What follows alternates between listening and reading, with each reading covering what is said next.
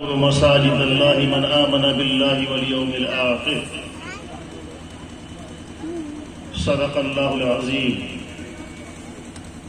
درود شریف پڑھ لیں۔ اللہم صلی علی محمد وعلی آل محمد کما صلیت علی ابراہیم وعلی آل ابراہیم انک حمید مجید۔ اللہم بارک علی محمد وعلی آل محمد کما بارکت علی ابراہیم وعلی آل ابراہیم انک حمید مجید۔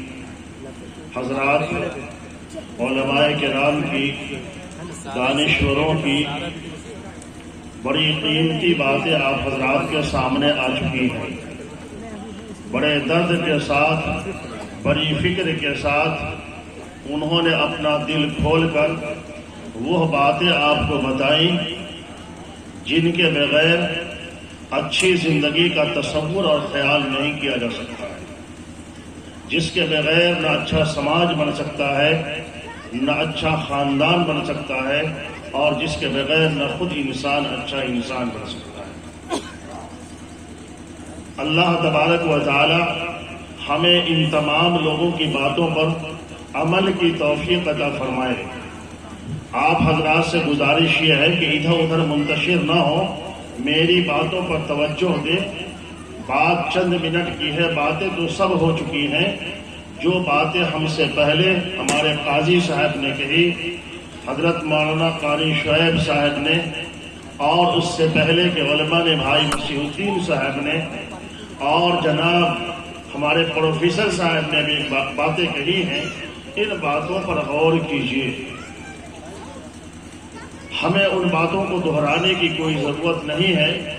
میں اپنی سعادت سمجھتا ہوں اور اپنی خوش نصیبی سمجھتا ہوں کہ میری شرکت اس پروگرام میں ہے جس پروگرام کی نسبت ایک مسجد کی تعمیر سے ہے، ایک سجدگاہ سے ہے۔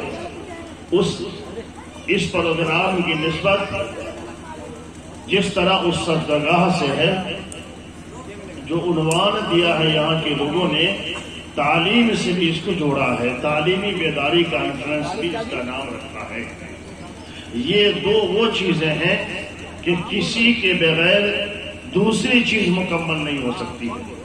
عبادت علم کے بغیر مکمل نہیں ہو سکتی، اور علم عبادت کے بغیر انسانیت کے لیے نجات کا ذریعہ نہیں بلکہ انسانیت کی ہلاکت کا ذریعہ ہے، جیسا کہ آج ہم دیکھ رہے ہیں۔ مسجدوں کی تعمیر، عبادت گاہوں کی تعمیر اللہ کے پاک رسول علیہ الصلوۃ والسلام کا طریقہ ہے، اور خود اللہ تبارک و تعالی نے انسانوں کو جب اس دنیا میں بھیجا تو حضرت آدم علیہ الصلوۃ والسلام کی تخلیق اور ان کی پیدائش سے پہلے اللہ نے کعبہ شریف کی تعمیر کی، جو انسانوں کو بتانا ہے کہ اے لوگوں، جس آبادی میں تم رہو، جہاں تم اپنا گھر بناؤ، جس خطے اور محلے میں تم رہو، تمہیں اپنے گھر بنانے سے پہلے اپنے پیدا کرنے والے، اپنے خالق اور مالک کی عبادت کا گھر بھی بنانا چاہیے۔ وہ گھر جب بنے گا، اس کے بعد اپنا گھر بناؤ گے تو آپ کا گھر پرسکون ہوگا، آپ کے گھر کا مزہ آپ کو ملے گا۔ اگر مسجد اور عبادت گاہیں نہ ہوں، اپنے خالق و مالک کو پیدا کرنے کے لیے تنہائی میں سر جھکانے کی، ان سے مانگنے اور رونے اور گر گرانے کی مخصوص جگہ نہ ہو تو آپ کے مکان کا مزہ اور آپ کے مکان کی لذت آپ کو نہ ملے گی۔ یہی چیز اس دنیا میں اللہ نے تمام نبیوں کے ذریعے سے کروائی۔ اپنے نبی جناب محمد رسول اللہ صلی اللہ علیہ وسلم کی زندگی کا جب مطالعہ کیجیے گا، حضور جب مکہ شریف سے مدینہ آئے تو اس وقت تک آپ نے اپنا گھر نہیں بنایا۔ حضرت ابو ایوب انصاری رضی اللہ تعالیٰ عنہ کے مکان میں رہے، اس وقت تک رہے جب تک کہ مسجد نبوی بن نہ گئی۔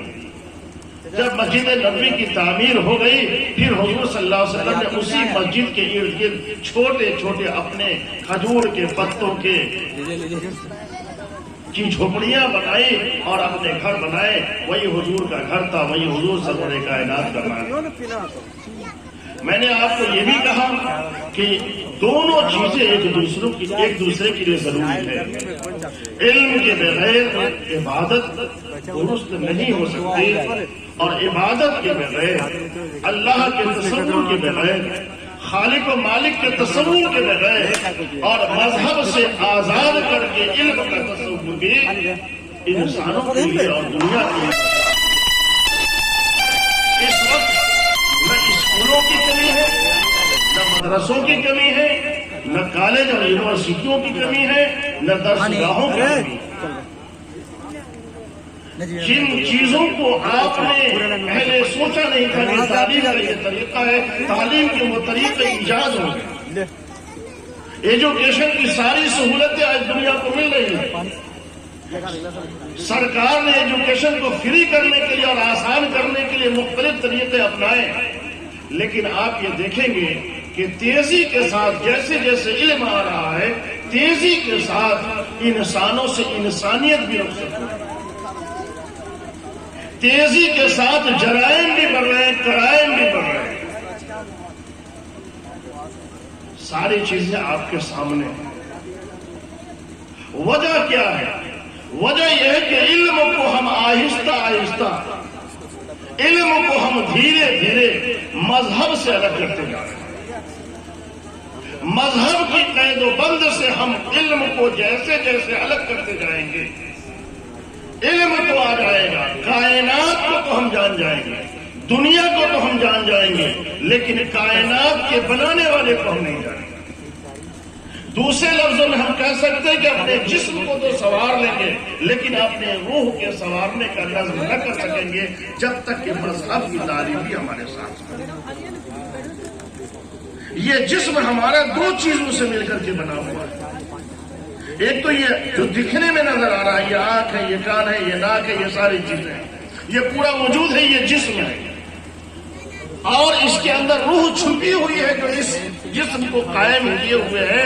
اس جسم میں ہماری آنکھ میں اگر روشنی ہے تو روح کی وجہ سے، ہمارے کانوں میں سنوائی ہے تو اس روح کی وجہ سے ہے، زبان میں بول ہے تو اس روح کی وجہ سے ہے. سارا انتظام ہمارا جو آج ہے یہ اس جسم کے سنوارنے اور بنانے اور مضبوط اور صحت مند کرنے کا تو ہے، لیکن روح کیسے صحت مند رہے گی؟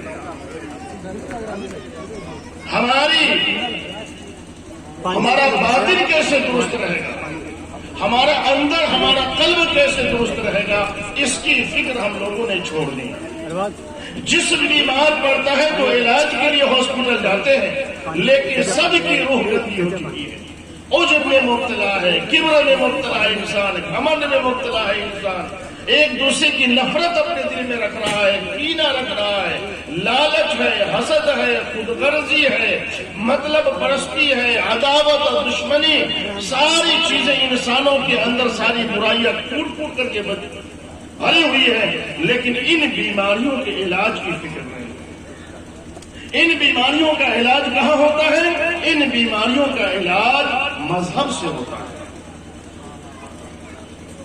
ابھی جو باتیں آئی مفتی صاحب کہہ رہے تھے کہ انسانیت کو بنائیے، لیکن انسانیت کیسے بنے گی؟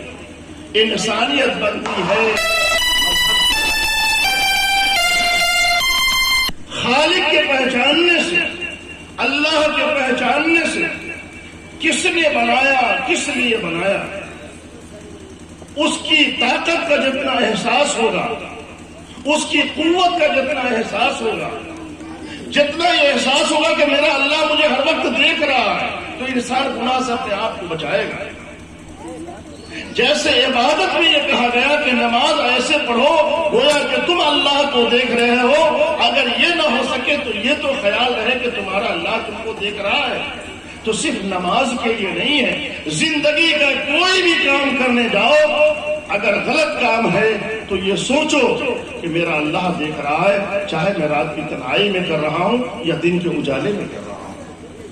اللہ کا تصور، اللہ کے سامنے جانے کا تصور، اس کی حضوری جس قدر ہمارے ذہن و دماغ میں ہوگی، انسان اپنے آپ کو گناہوں سے بچائے گا. اچھا عمل بھی اگر انسان کرنے جا رہا ہے، اچھا شکلیں تو بہت ساری چیزوں کی اچھی نظر آتی ہے، لیکن اگر اخلاص اس کے اندر نہیں تو پھر اس کا نتیجہ نہیں سامنے آتا ہے۔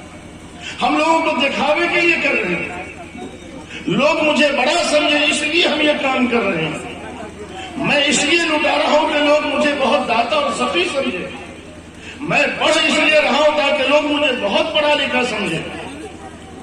یہ وہ چیزیں ہیں کہ انسان کو اس کے ظاہری اعمال کا فائدہ نہیں پہنچاتی۔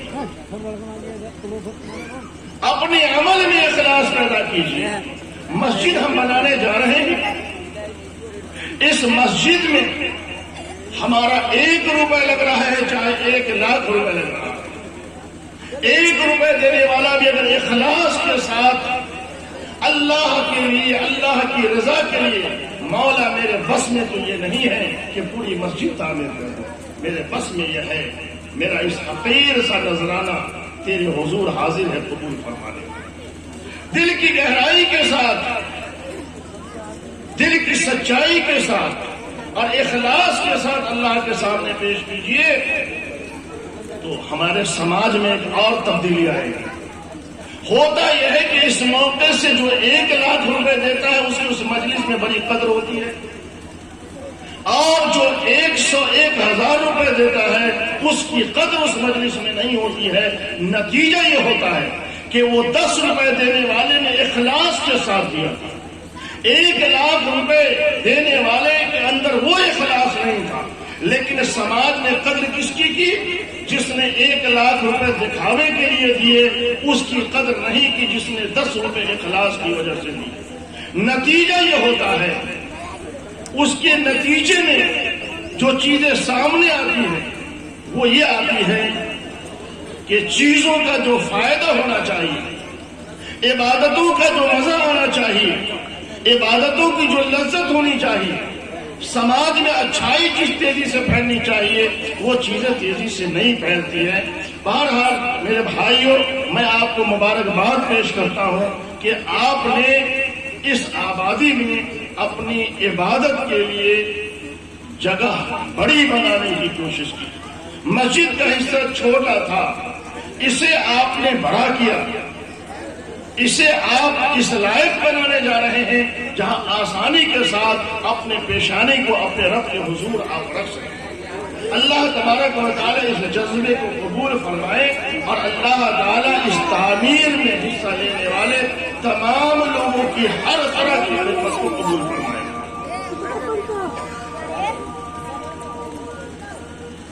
چیز میں نے آپ کو یہ کہی کہ تعلیم کو مذہب سے بھی جوڑی۔ جو تعلیم مذہب سے آزاد ہو کر دی جاتی ہے، نتیجہ ہوتا ہے کہ بیٹا پڑھ کر کے باپ کو لائق نہیں سمجھتا۔ سماج معاشرہ جس تیزی کے ساتھ ٹوٹ رہا ہے، بڑوں کا احترام جس تیزی سے ختم ہو رہا ہے، جرائم اور کرائم جس تیزی سے بڑھ رہے ہیں، ہرگز ہم نہیں کہہ سکتے کہ یہ جہالت کی وجہ سے ہو رہا ہے، ہرگز ہم نہیں کہہ سکتے کہ علم کی کمی کی وجہ سے ہو رہا ہے، ہرگز علم کی کمی کی وجہ سے نہیں ہو رہا ہے، بلکہ علم کو اپنا کر کے یہ کرائم اور جرائم اپنائے جا رہے ہیں۔ وہاں کمی اس بات کی ہے کہ ذہن و دماغ سے یہ بات نکل گئی ہے کہ میرا کوئی اللہ ہے، میری ان چیزوں پر کوئی نظر رکھنے والا ہے، مجھے اس کے سامنے جواب دہ ہونا ہے، ذرے ذرے کا حساب خالق و مالک کو دینا ہے۔ میں تمام لوگوں سے جو اس مجمع میں موجود ہیں، میں تمام لوگوں سے، چاہے کسی مذہب کو ہوں، کسی مسلک کے ہوں، میں سب سے کہوں گا کہ اگر آپ اپنے بچوں کو پڑھا کر کے یہ چاہتے ہیں کہ ان بچوں سے آپ کو سکون مل جائے، ان لڑکیوں کو پڑھا کر کے اگر آپ یہ چاہتے ہیں کہ اچھا گھر آباد ہو جائے، گھر ہمارا پرسکون ہو جائے، اچھا خاندان اس لڑکی کے ذریعے سے وجود میں آئے گا، تو تعلیم کے ساتھ ساتھ جس مذہب کے جو ماننے والے ہیں، مذہب سے بھی ان کا رشتہ مضبوط ہونا چاہیے۔ مذہب سے جب رشتہ ختم ہوتا ہے، بہت اچھی مثال اس لیے سمجھیے بھائی، اس کے اندر ایک وائر ہے، اس میں کرنٹ دوڑ رہا ہے، لیکن ہم اس کے اوپر ایک کھول لگائے ہوئے ہیں، یہ پلاسٹک کا کھول ہے، اگر کھول ہٹا کر کے ڈائریکٹ اسے اگر ہم پکڑ لیں گے تو یہ میری جان لینے کا ذریعہ بنے گا۔ اس پر میں نے یہ کھول دے دی کہ اتنے آرام سے ہم پکڑے ہوئے ہیں، مجھے کوئی نقصان نہیں پہنچا رہا، آسانی سے اس کا استعمال ہر جگہ کر لے رہے ہیں۔ یہی حال تعلیم کا ہے اگر تعلیم پر مذہب کا پردہ نہ دیا جائے، ایجوکیشن پر دھرم کا یہ کور نہ چڑھایا جائے، اللہ کے خوف کا لباس اگر اس کو نہ اڑھایا جائے تو یہ تعلیم نقصان ہی نقصان ہے اور ہلاکت کا ذریعہ ہے، جیسا کہ آج ہم دیکھ رہے ہیں۔ اس لیے مجھے خوشی ہوئی کہ مسجد کا افتتاح بھی ہے اور تعلیم کی بیداری پر یہ اجلاس بھی رکھا گیا کہ تعلیم اور مذہب دونوں کو ہم ساتھ لے کر بہتر سماج بنا سکتے ہیں، بہتر معاشرہ بنا سکتے ہیں، اچھا انسان دنیا کو دے سکتے ہیں۔ اچھا انسان مذہب کے بغیر بن ہی نہیں سکتا ہے، کوئی نہیں کہہ سکتا کہ صرف تعلیم پا لینے سے کوئی اچھا انسان بن جاتا ہے۔ تعلیم کے ساتھ جب تک کہ خوف خدا نہ ہو، جب تک اس کی روحانیت بن نہ جائے، ہرگز تعلیم سے بہتری نہیں آ سکتی۔ علماء موجود ہیں، کیا رسول اللہ صلی اللہ علیہ وسلم جب دنیا میں تشریف لائے تھے تو تعلیم نہیں تھی کیا؟ اس وقت بھی لوگ پڑھے لکھے تھے، ایک سے ایک ادبا اور شعرا تھے، بڑے بڑے دیوان تھے، فارسی کی بڑی بڑی کتابیں اس وقت بھی موجود تھی، لیکن اس زمانے کو جاہلیت کا زمانہ کہا گیا۔ علم تھا لیکن علم کے ساتھ خدا کے وجود کا تصور نہیں تھا، اللہ کا تصور نہیں تھا، دنیا کے بنانے والے کا تصور نہیں تھا۔ جیسے آج ایک سائنسداں کا طبقہ یہ کہتا ہے کہ دنیا ایک دھماکے سے ایک دھماکہ ہوا اور چیزیں الگ الگ چیزیں وجود میں آ گئی، یہی چیزیں ان کے ذہن و دماغ میں تھی کہ اللہ کا کوئی تصور نہیں ہے، لوگ اللہ سے دور ہو چکے تھے۔ تو اس زمانے کو جہالت کا زمانہ کہا گیا اور ضرورت قرآن کی پڑی اور نبی کی پڑی۔ اسی طریقے سے میرے بھائیوں، آج کوئی علم کی کمی نہیں ہے، ضرورت اس قرآن کریم کی ہے، اور ضرورت قرآن کریم کی تشریح کرنے والے جناب محمد رسول اللہ صلی اللہ علیہ وسلم کی سیرت طیبہ کی، حضور علیہ السلام کے اخلاق و کردار کی ہے کہ دشمنوں کو دعائیں دیتے تھے، برابری کا جو ماحول پیدا کیا، انصاف کا جو ماحول پیدا کیا، احترام کا جو ماحول پیدا کیا، ایکسپٹ کرنے کا، کسی کو قبول کرنے کا جو ماحول پیدا کیا، وہ ماحول اس مذہب کے ذریعے سے آیا۔ مذہب کوئی ہو، مذہب نفرت نہیں سکھاتا، مذہب نہیں کہتا کہ چوری کرو، مذہب نہیں کہتا کہ ڈکیتی کرو، مذہب نہیں کہتا کہ کسی کی چیز ہڑپ لو۔ میں نے آپ کو کہا، مثال دے کے سمجھا، ایک امانت کا علم ہے، امانت کا علم ہے، زمین کی پیمائش کا علم ہے، سرکار باضابطہ کورس کے طور پہ اس کو پڑھا رہی ہے۔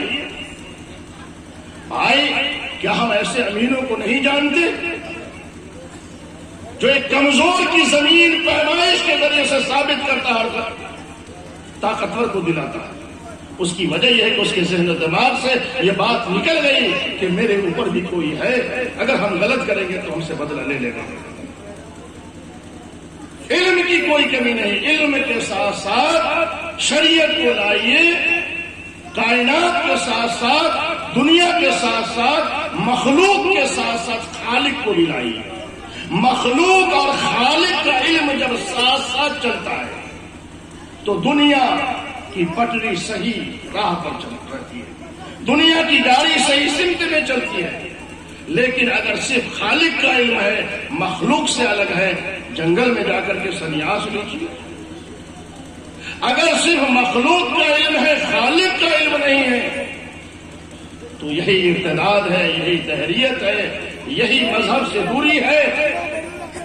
اپنے مذہبی پیشواؤں کو برا بھلا کہنے کا دور شروع ہوگا، اپنے باپ داداؤں کو برا بھلا کہنے کا دور شروع ہوگا، اچھے لوگوں کو برا بھلا کہنے کا دور شروع ہوگا، شریفوں کو برا بھلا کہنے کا دور شروع ہوگا۔ تو دونوں چیزوں کو مضبوطی کے ساتھ تھام کر آگے بڑھیے، اللہ تعالی ہم سب کی حفاظت فرمائے گا، اس سماج کو، معاشرے کو بچائے گا، ہم سب کو بچائے گا۔ اللہ تعالی ہم سب کی اس کاوش کو قبول فرمائے، اور جو لوگ بھی اس پروگرام میں جس طریقے کا جنہوں نے حصہ لیا ہے، چاہے شریک ہی ہو کر، اللہ تعالی سب کو بہتر بدلہ عطا فرمائے۔ وآخر دعوانا الحمدللہ رب العالمین۔